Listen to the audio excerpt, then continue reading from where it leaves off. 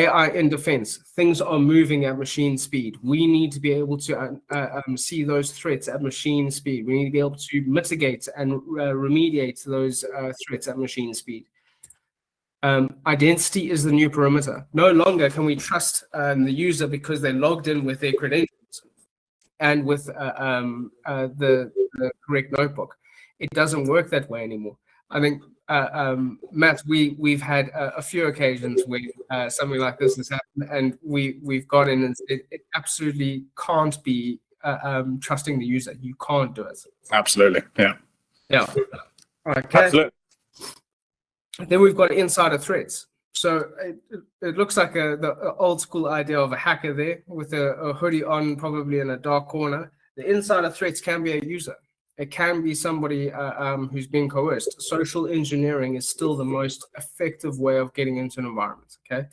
This can also be that agent that we're all talking to on a day-to-day basis to ensure that we're getting the correct information. It could have other instructions. That prompt injection is very real, okay? Then we've got passkeys. Now, passwords are great, but we need to change them every 3 months, and then that institutes bad practices. Okay, because we start to use easier passwords. We swap and change between passwords that we would have been using. If a database gets breached and there's an old password on there, the chances are that that threat actor can try a variation of that password, and now they'll be able to get in. Passkeys removes this from happening at all. You don't hold the password. It belongs to a device that never leaves that device. It creates a very secure environment where you no longer need to have that. This is something we recommend everybody start to get into at the moment. If you own your credentials become a vulnerability. This removes the ability for that to happen, okay? Depth in defense, okay? So we're talking about layering tools on top here.